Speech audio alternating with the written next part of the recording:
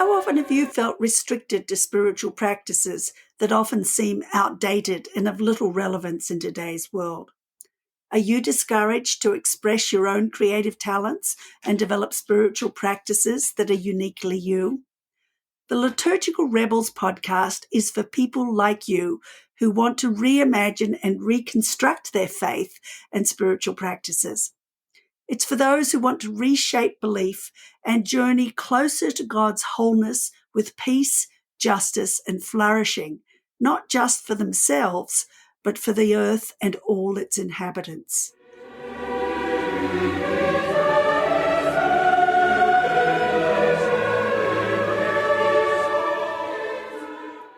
I am Christine Sine.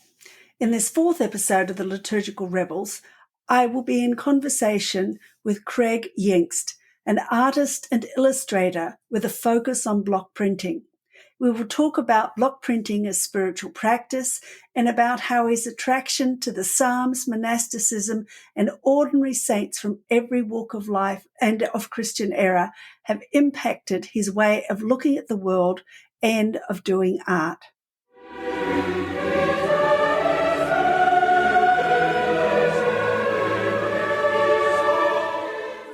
Kreg, welcome to the Liturgical Rebels.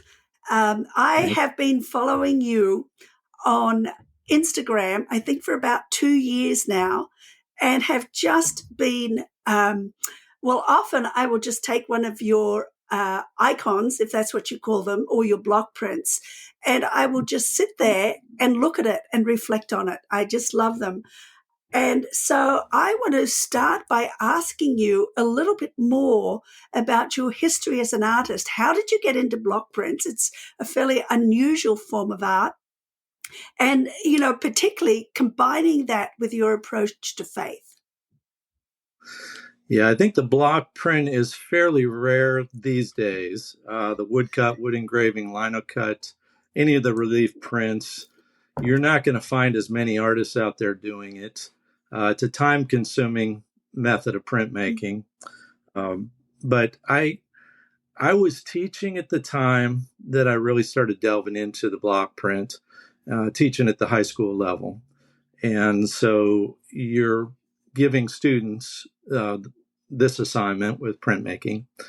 And I've learned that I learned more as a teacher than I ever did as a student. So I start digging for information that I don't know. And I would go to the local libraries and just kind of ramble through there looking for block print artists and the rest. My background in painting was very much narrative storytelling art. So I've always connected with that. I've connected with the medieval artists. I've connected with the magic realists of the 40s and 50s. And so when I went there, I was somewhat looking for storytelling art, something that kids could connect to. And I came across a good-sized book by an artist by the name of Lynd Ward, Lynd, W-A-R-D, Lynd Ward. And the book caught my eye because it was called Storyteller Without Words. It was a good-sized book, and it contained 6 wordless woodcut novels that he had done from 1929 to 1936. These were quite amazing because they did tell a story. They were sequential. They were very detailed. I mean, you could have taken each one of those pictures out and hung it on the wall. That's how fantastic these little images were. And so that started the search into the block printers for me. I found another guy that he looked up to, whose name was Frans Masseriel from Belgium. And those two were the kings of the wordless woodcut novels. I started collecting them. There were a number of other artists that might have done one. And because it was so time consuming, you would not find a second book that they did. Wow. And how long ago were they doing that? In the 20s and 30s. 30s, yeah. 20s and 30s. And that's really when book illustration was with the block print, book illustrators, whether in England or in the U.S. So that was the start for me of going from painting to start incorporating a little bit more on the block print. And I think it kind of intertwined with my faith, which was obviously an interest for me, and from a young age. And so I was looking to see how these two could combine with my own experience. Um, I guess initially I started picking on the parables of Jesus. Ah, So I was looking for something storytelling, but I was trying to get a creative slant from it, and I think almost all of the parables in a contemporary version, as if they were occurring today. mm. So that was the start. That was the start of Uh-huh. it for Oh, me. lovely. Yeah, I mean, you cover such a broad area of topics. A lot of them focus on the Psalms, the Gospels, and the parables. I've seen that you've been putting up some recently, and then the monastics, and then other, people, saints from history. I mean, everybody from Rosa Parks to Desert Fathers. And Yeah. I love that broad perspective, but and so I was wondering how that developed too, because that too is very unusual. Yeah, with all of that, it was to inform my own faith. Mm. Um, I think at the time, early on, probably mid '90s, I had come across a book by Gary Thomas called "Sacred Pathways," and what this book did for me, it just kind of validated that I didn't have to be the same as everybody else. Some of the different spiritual temperaments on there were the sensate, the ascetic, the naturalist, and I would add the creative in there. He said this wasn't complete, and that there could be more. But I started looking through and reading through and said, well, this is kind of more my spiritual temperament, and it was dealt with the monastics, and I went ahead and read a book by Basil Pennington, Hmm. and I really liked his work and where he was coming from. And obviously, in the monastics, the Psalms is the heartbeat of the faith. Um, it's something that has been said. Jesus was praying them, and they continue to be prayed throughout the monastic day. And so that's when I started digging into the Psalms early Mm. on. And as crazy as it sounds, I always come to these projects with um, with a set kind of idea of what I'm Uh-huh. going to do. So I came to that project saying, okay, I'm going to knock this out in a year. That gives me 2.5 days to finish each and every one of these. And so that's how I approached this project initially. As I started into it, though, they weren't narrative, they weren't storytelling, and they were up and down. The psalmist is upset, and then he's rejoicing, and then he's upset again, and so you're on this roller coaster, and you're trying to find, well, what's a visual in Mm. here. And so what happened is that became my spiritual diet. I would read a psalm a day and just kind of stay with Mm. it and look for something that I connected with or that connected with me visually. And as soon as I saw something like that or heard it, and this could be the breath prayer. You say it, it connects. There's an image that comes to my mind, and now I'm repeating this throughout the day, and I'm mulling it over. Can I create an image out of this? What does this do? Um, so that kind of developed. And what I found was I wasn't looking so much for an end product, although I got one. And people would ask me, "Oh, do you pray before you do these?" Well, iconographers do, and that's understandable. And I thought, it's like, no, no, they are the Yes, prayer. yes. These are the prayer. This is the time that I spend with God. And so the end product's not so important as the Hmm. journey. I love And that. so that journey involved my time with God. Yes. And it slows you down and allows you to meditate and allows you to just use this gouge Hmm. stroke after stroke after stroke, and you're going nowhere. Your time is right there and then. And it can be a repetition of what you've been contemplating, or it could be nothing at Hmm. all. It's the Mother Teresa, I sit with God, God sits with me, and we look at each other. Yes. And yet you come out of that so refreshed. I had some real difficult times, and these got me through those times. So in the end, this 1 year project became an 8 year project.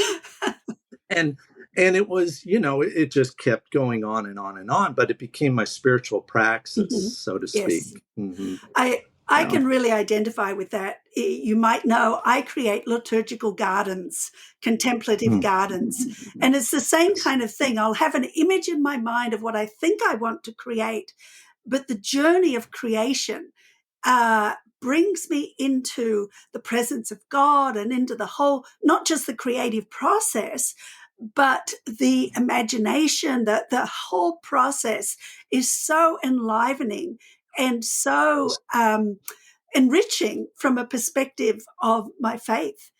And then the meditating, and then the final part, which isn't probably so much a case with yours, is letting go. And I usually dismantle the garden at a certain point.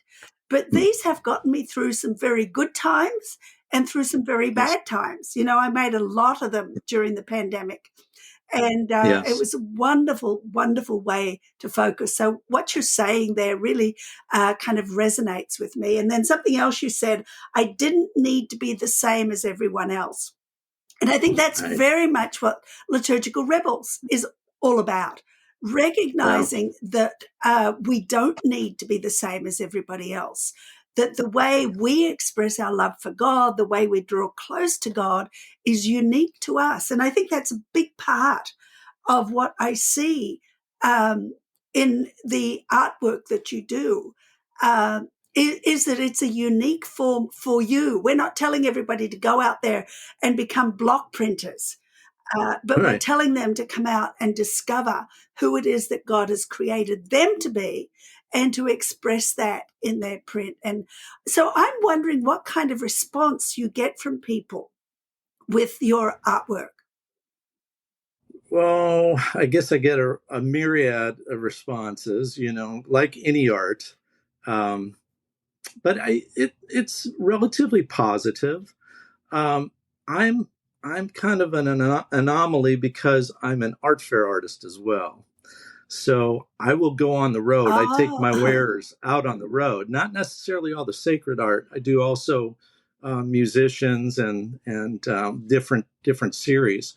But I always tend to have at least some of the psalms, some of the saints, some of the mystics, and so people are going to come across those. And I've always found it really interesting how they connect. And I've had people come out of my booth saying, "Wow, that was like a religious mm, experience," or they'll share with me some of the most deepest things after going through my booth. I'll have them turn around and want to unload and say, "This meant so much to me. My son wow. passed away a Yeah. week ago." You have this kind of thing going on, and so it can be very heavy. But there's also some wonderful stories too. I've heard stories of healing, where they'll share that with me. I've had my psalms kind of act as a midway between somebody whose faith has been wavering to coming to grips with actually understanding it right there and then in the booth, and understanding what's going on with them. So um, it's a mix. I mean, I have people that relate to it because they're into tattoos. They like the black and white, the strong contrast, and I have little grandmothers, that they love the Psalms. So you have this wide spectrum, and it's so interesting to be out on the street to kind of witness it rather than it be up in a gallery I never know. Wow, So I love that. I mean, the breadth of the reach that you have is fantastic. And the fact that, I mean, it seems to me, and it doesn't surprise me, that it is part therapy for people, it is part religious experience, and it is part artwork. And that is wonderful to hear about. Is there a specific story you can think of that you'd like to share from that? well, one was a time that I was doing a big fair in Fort Worth, Texas, and I think this occurred on the very same day. But I had I had a woman walk in, and she was interested in buying a piece. Here Comes the Sun, the song of George Harrison, and I had done this sun and some of the text, and and then before she left, she goes, "I got to tell you this story." And she said my son had, when he was very young, had gotten extremely ill to the point where the doctors couldn't even really diagnose it that well. And I think the diagnosis it was so severe that it looked like the son was going to pass away. And so she was distraught. She was going to get there had been some retesting done, and they were going to get together with her on Monday following the weekend. So she had just had all this news unloaded onto her. She drove home, was praying. I mean, just kind of distraught. You can imagine it's a young son. And she said, on Monday, she got in her car and she just said, "Listen, Lord," and I don't even know if she believed in God. It's like, "God, if this is going to be okay, play Here Comes the Sun." It was one of Wow. those. And she started up the car. She said she turned on the radio and she said there was actually kind of air, like it wasn't. And then she heard the very first notes of the George Harrison song, the intro Wow. there. And she said she drove to the doctor's office, so that was kind of a mind-blowing thing. She drove to the doctor's office, and at the doctor's office, the guy came out with all these things, and he's like, I'm baffled by what's going on here. It's like all these had tested positive. They're all negative, they're all negative. This. And he was just like, do you believe in God?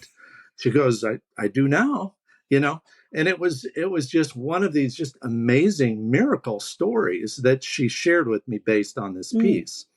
That same day, another woman came in and she's looking through the Psalms, and it's really busy. There's tons of people at this show. And she comes up and she's holding two Psalms, two pieces in her hand. And she's like, "Well, which one do you like?" And I go, "Which one do you connect with?" And then at the same time, I'm making other sales or talking to other people. And she goes away, comes back. She goes, "Well, what does this one mean?" And I looked at it and I was trying to figure out, why did I do that image with the psalm? But I had it on my iPad. And so I'm scrolling through my iPad, trying to find the psalm. And she's like, so do you believe in God? And I go, yeah, yeah, God's been very present in my life. And I go, how about yourself?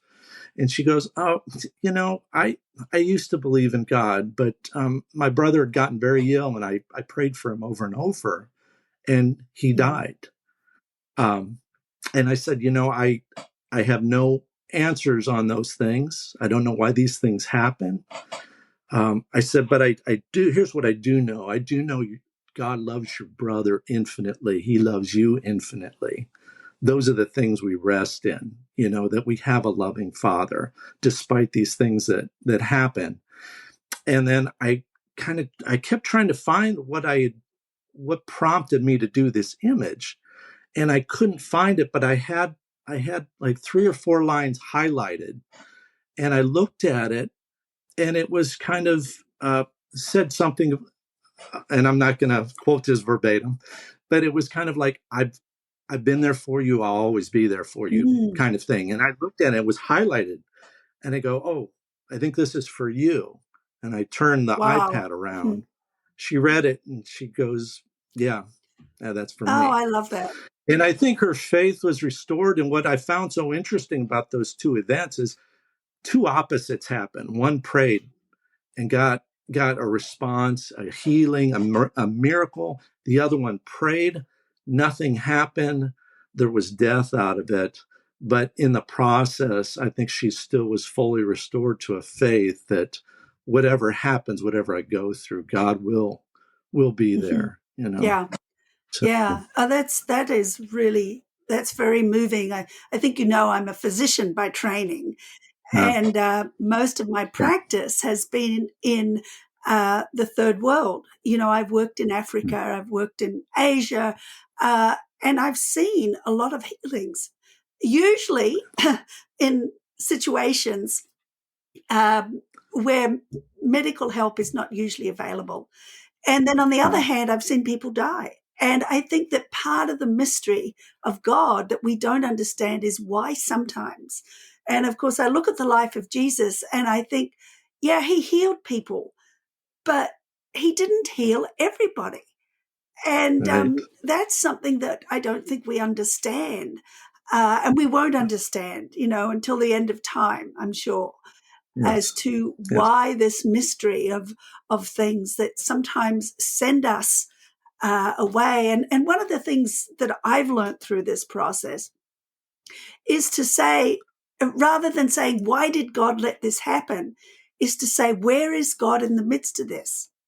And if we change our perspective, it really helps us to Right. understand at a level that kind of, I suppose you could say, that allows for that continuing tension between what we would like and what actually happens. Yeah. So, yeah.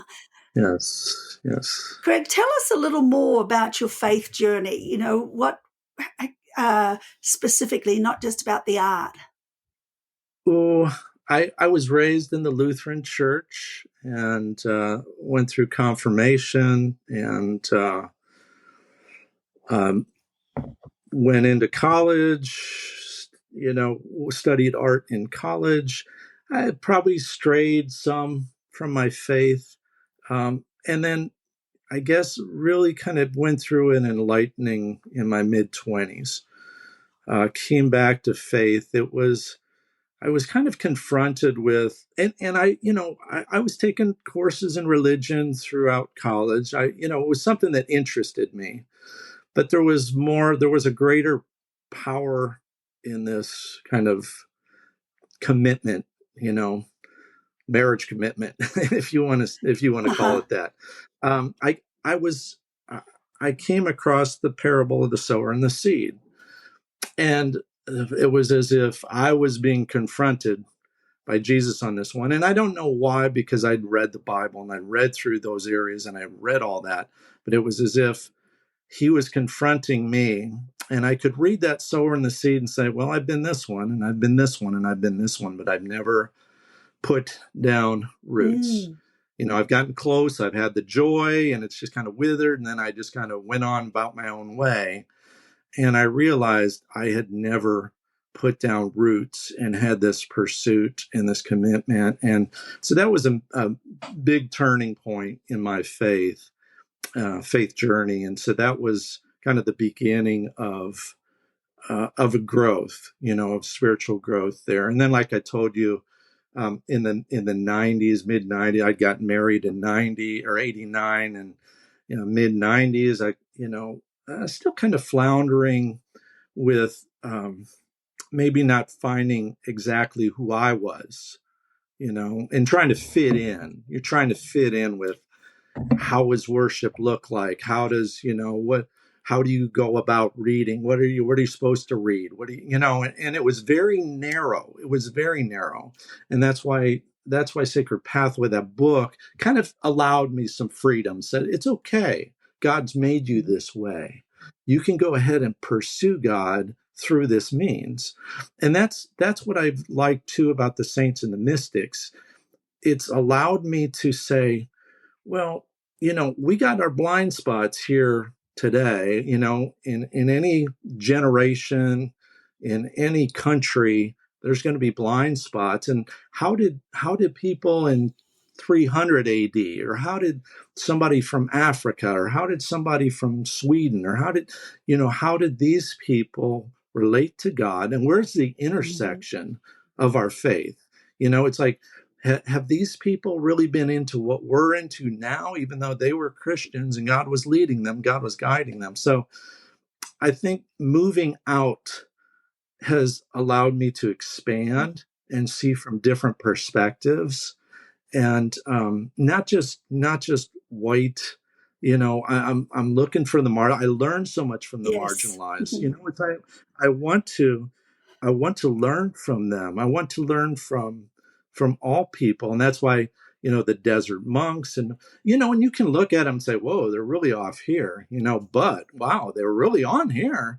And I can get something out of this. And then the Celtic saints, and then, the medieval mystics, and, you know, African American spirituality, and what have you come through? How have you made that? Yes. And I think what was going on at the time too, like initially I started doing the mystics and the saints right after the Sandy Hook school Ah, shooting. Um, it was devastating. I had young daughters. Maybe I was putting myself more in that place, but it was one of the first mass shootings of very young.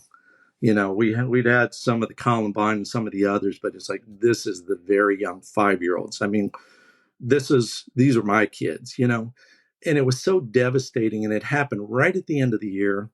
And so, as I do on my projects, it's like I was making a New Year's resolution. I was going to do a saint a day, a saint or a mystic. I was going to carve them. It was my 1 week of prayer.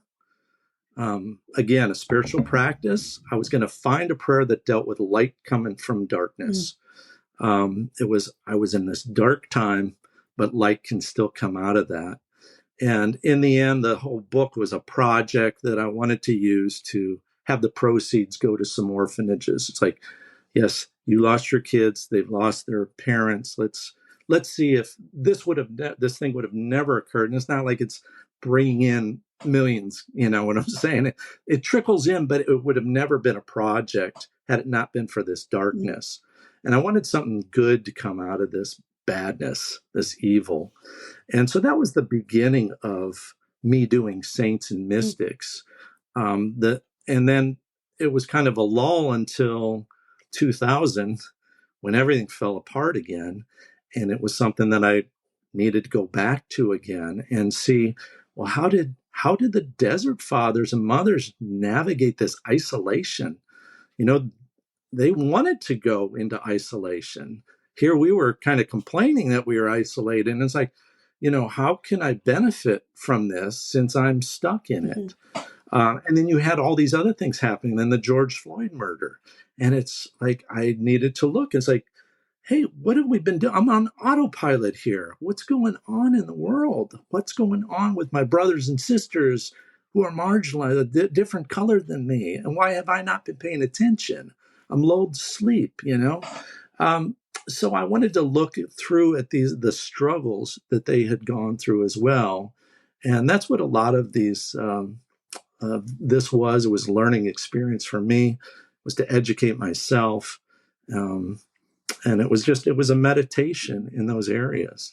Interesting. Yeah, I was thinking as you were sharing, for me, the journey very much began when I worked in the refugee camps on the Thai Cambodian border. And again, confronted with the horrors of what people who are refugees face. Which unfortunately have just gotten worse rather than better since that time. It turned my faith upside down. It turned my life upside down. It turned the way I practiced medicine upside down. It turned everything upside down and Yeah, transformed my life in a way that kind of pulled things apart and then put them back together again. And I am so grateful for that time at so many levels. mm, And I think that so often these kinds of momentous changes um, initiate with something like that, you know. And then yeah, I was introduced to Henry Nouwen and started that kind of a journey. And then I developed chronic fatigue syndrome, spent 2 years hardly able to do anything. And at that point yeah, in time, I got introduced to the monastics a little differently than you. Uh, do you know who Brother Cadfell is? yes, mhm, Brother Cadfell is a mythical creature, of course, yeah, who lived in a monastery on the Welsh English border. And reading these books when I wasn't well, it was so intriguing for me, you know, and it yeah, introduced me to a perspective on Christian faith that I realized I had a lot to learn from and that I had kind of been steered away from up until then. And Yes. like you, learned that we need to broaden our perspectives and Yes. not just be willing to listen to people who come from the same Christian tradition as us, but even Yes. further than that, listening to people that come from a totally non-Christian perspective as well. Yes. And Yes. again, I see that as I look at your images, I can say, yeah, he hasn't just been dabbling in the Christian traditions, but you've obviously been learning from other traditions too. Yes, I find there's going to be truth everywhere, and wherever there is truth, you're going to find God, and God is calling every person to Himself. That's the thing that we have to keep in mind. It's no one's got a hold on absolute Yes. truth, and in fact, one of my favorite poets is Rumi. Yes. So he just, man, and Christians will look at me sideways because of it, but the devotional poetry, he just gets my heart going for God. I mean, he just pulls me in with its simplicity, its beauty, and so I've been a real fan of his. And um uh, you know it extends past borders, and I think that's important. That I have found kind of my calling in recent years as an ecumenical believer is to bring peace and bridge the gaps that we want to put up between brothers and sisters in the world. And so if I can do any of that, if I can be an answer to Jesus's prayer, be one, may they be Yes. one as we are one. If I can be that answer, that's what I'm going to shoot Oh, for. that's wonderful. I love that. And Kreg, I know you have a book coming out in October. Everything Could Be a Prayer, 100 Portraits of Saints and Mystics. And the publisher sent me a PDF copy of this to do an endorsement. And as I confessed to you earlier, it's not something I like because I don't like reading substantial books like this in a PDF form. But boy, even the PDF riveted me because of the way you combine the images and your block prints with your reflections. Can you tell us a little bit more about the book? Yeah, yeah. It combines all of those people that I was talking about from different places and time periods, and it has meditations on just different things that can help benefit us in our own spiritual walk. So I was looking to these different individuals to see what some of their strengths were. Courage Mm, and compassion and mercy, the different things, that these different qualities that we would so much like in our own lives. And who better than some of these saints and mystics? And some of them are well known, and others I went digging for. So I look at it as kind of a tree that just keeps branching off. And you will find one, and then it branches off again, and you'll find somebody else. And so I was finding people that I'd never heard of, but that as I studied their lives, I was like, wow, what a remarkable person, and what so much they can offer me in my own walk of faith. So that's what the book is about, and it ends each one with a short prayer. So there's a meditation. It can be a jumping point for your own prayer life.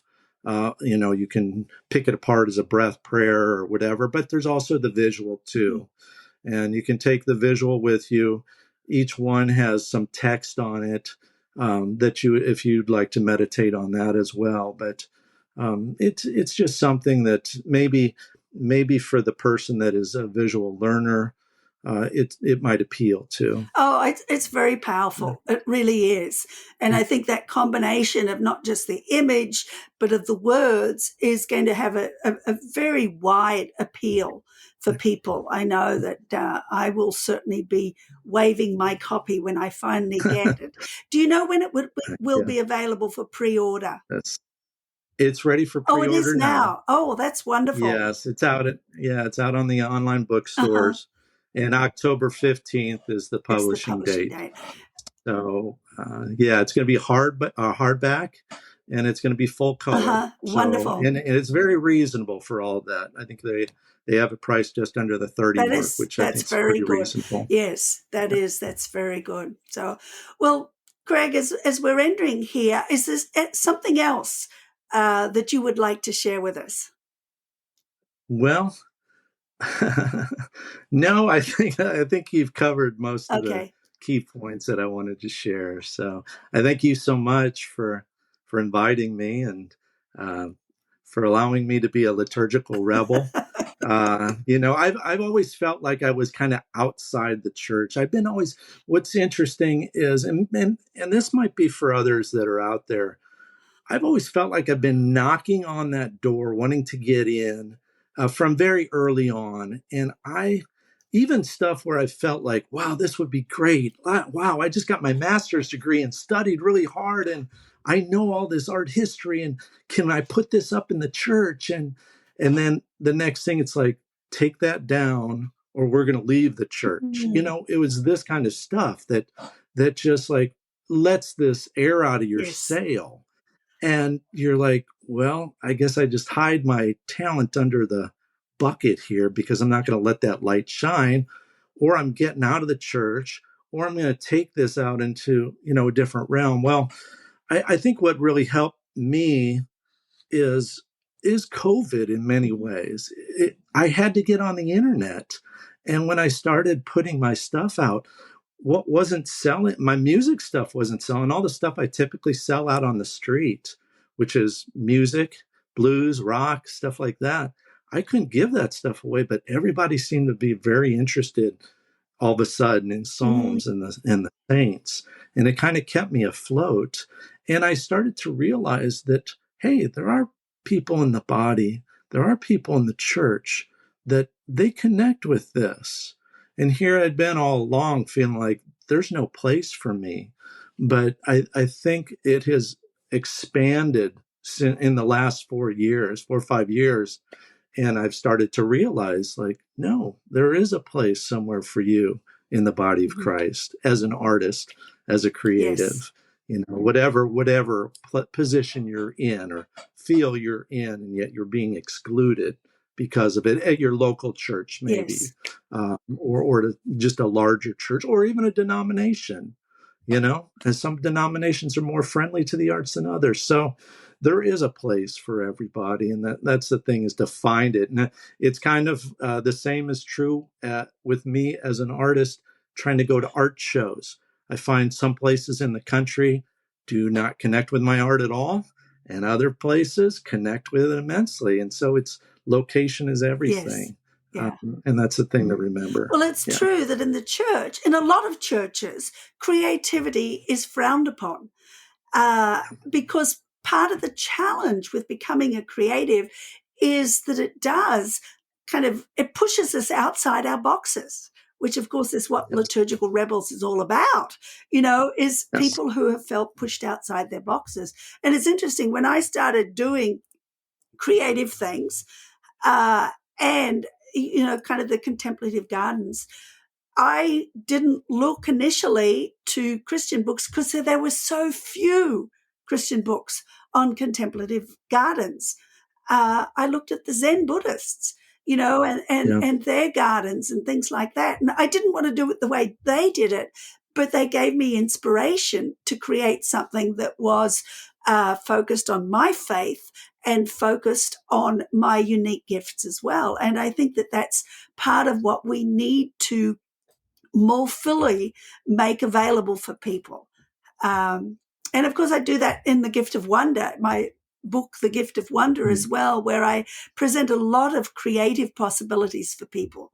Not saying you've got to do this or you've got to do this, but really trying Right. to encourage people to discover the creativity that God has placed within them, and Yes. allow that to germinate and grow. And I mean, what you've seen, I just love the stories of the rich harvest in other people's lives that you've seen Yeah. happen as a result of this. So thank you very much for Yes. being. Thank you, Oh, Christine. you're welcome, and thank you for being a part of Liturgical Rebels today.